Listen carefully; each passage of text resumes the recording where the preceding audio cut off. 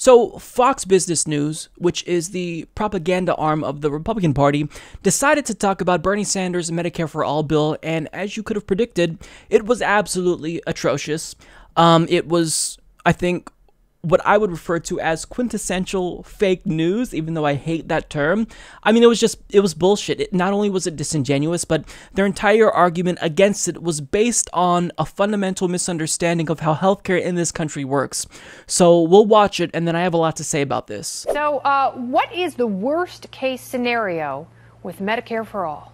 The worst case scenario is that the government, because they are paying our bills with taxpayers' money, gets in the business of telling us how to be healthy. The fact is, Kennedy, every donut you eat, you're now paying for the health care costs. Under Medicare for All, under single payer, then I will be paying for it. And I, or Kamala Harris, then gets to tell you not to eat it. I'm worried about them saying, well, 3 kids is fine, but any more than that is a little excessive because that's more healthcare people. When government is that involved in the most intimate aspect of the economy, which is healthcare, then you're going to have an increase in government control over our daily lives. And that's my main concern. That is absolutely it. And that's why you saw Michelle Obama's well-intended food policies take effect in our nation's public schools, hand in hand at the same time as her husband's Health Care Act was passed in this country. And that's exactly right. And taxpayers should be going, if I am paying for it, why should I be funding the bad choices of individuals? And that can become extremely problematic. Yeah, so that was probably one of the dumbest conversations I've seen on cable news in a really long time. And I love how they're not even really trying to hide their agenda anymore. I mean, Kennedy just cut right to the chase. What's the worst case scenario when it comes to Medicare for All? I mean, they're not even trying to pretend to be fair and balanced anymore. They're just saying, hey, make sure that you tell our viewers why they shouldn't be on board with something that would improve their own lives. So, I mean, that was just, I just found that hilarious. But when it comes to their actual discussion of single payer, clearly the individual who she brought on had no idea what he was talking about, because the assumption here is that, well, Medicare for All would be bad for the taxpayer because the reason why medical costs continue to rise is because people make really bad decisions. I mean, they eat donuts and then they get diabetes. Then when people make these bad choices that lead to them needing more, medical treatment, then our taxes will increase as a result of other people's bad decisions. But that's not why healthcare costs are rising. First of all, they're rising because there's no cost controls. We just don't have cost controls in this country. And second of all, healthcare costs are continuing to rise because when people without insurance get sick and can't afford to pay their medical bills, guess what happens? How do you think health insurers recoup those costs? They recoup those costs and get their money back by raising monthly premiums on people with insurance. So if everyone's bill is paid, guess what happens? The cost of healthcare goes down. And when he talked about the government being able to make healthcare decisions on behalf of citizens, well, the implication here is that they'd be able to have so much control that they could restrict how many kids you could have in this country.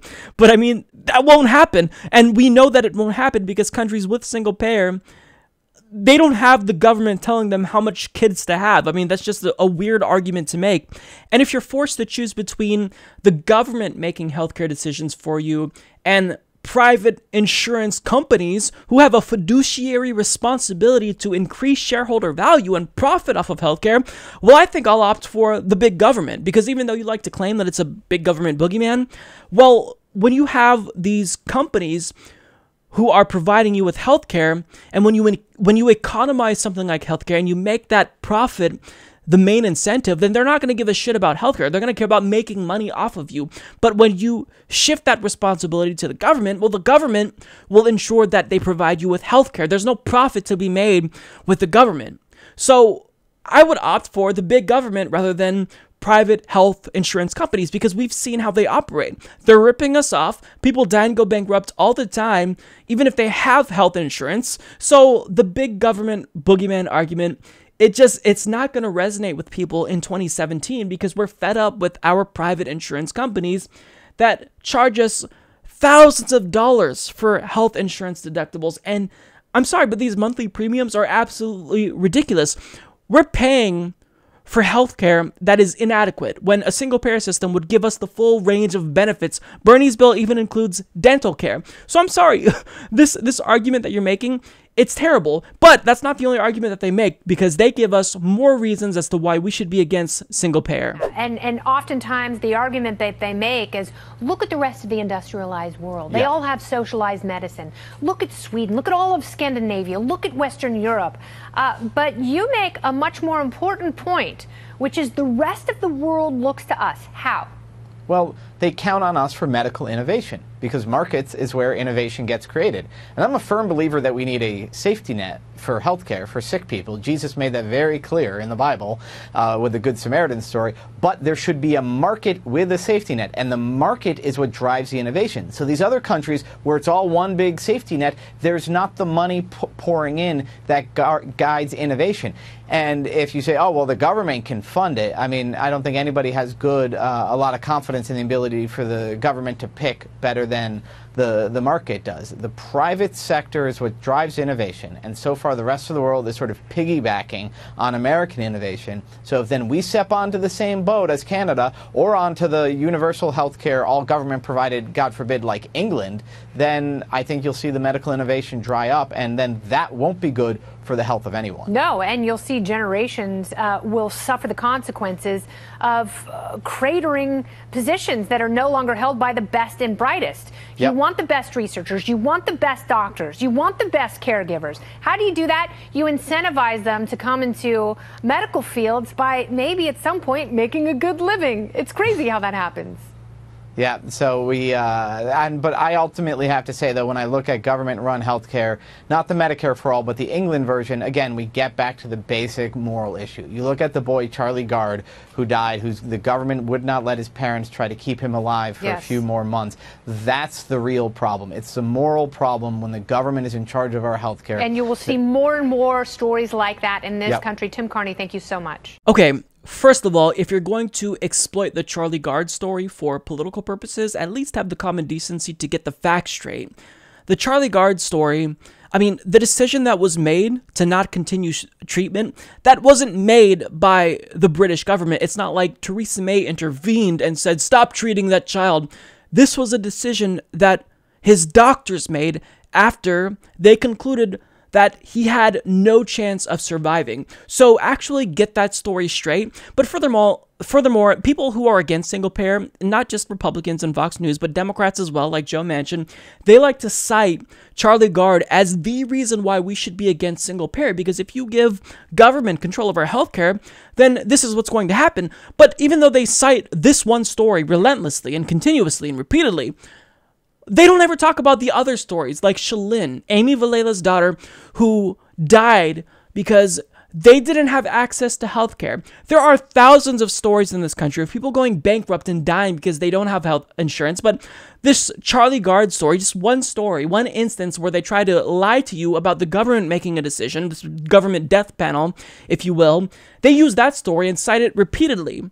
But that's incredibly disingenuous. And furthermore, if you're really worried about death panels, then you should be really terrified that we've had private insurance companies deciding for so long in this country when people get care, even if they have insurance. Because if you have insurance and for whatever reason you need a medical procedure that's not covered under your plan, well, that private insurance company, mind you, who only cares about profit, can then act as a death panel effectively and tell you that you don't receive the treatment you need. So if conservatives continue to cite this one story, then they better damn well make sure to acknowledge the thousands of stories about how private insurance companies don't cover procedures for people that have insurance. But I mean, the goal here is not to inform you, it's to mislead you and to scare you and trick you into thinking that single payer will make government death panels a reality, when we already have death panels in this country. They're called private insurance companies.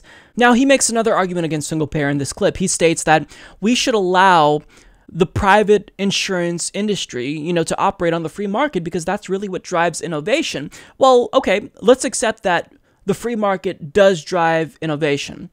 Well, first of all, does it really matter to us if they're innovating if we don't have access to that innovation and the care?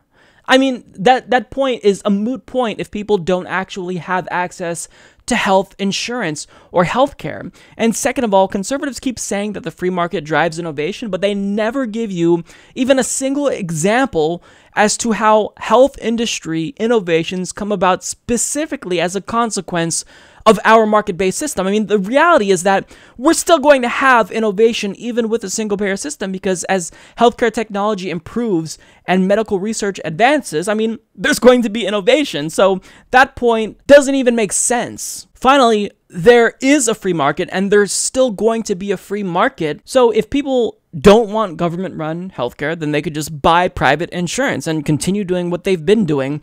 So this guy is arguing against what he claimed to be advocating for, because he said that he's in favor of a social safety net with regard to healthcare, but single payer is the ultimate safety net. But again, this is Fox News. They're not interested in giving you the facts and informing viewers. They're interested in promoting their corporatist agenda and the agenda of the Republican Party's health insurance industry donors. And that's, part of the reason why people who watch Fox News, according to actual studies, are less informed than people who watch no news, because Fox News is misinforming their viewers. And this clip here, this whole segment, mind you, was a perfect example as to how that's the case. Support this podcast by becoming a patron at patreon.com/Humanist Report.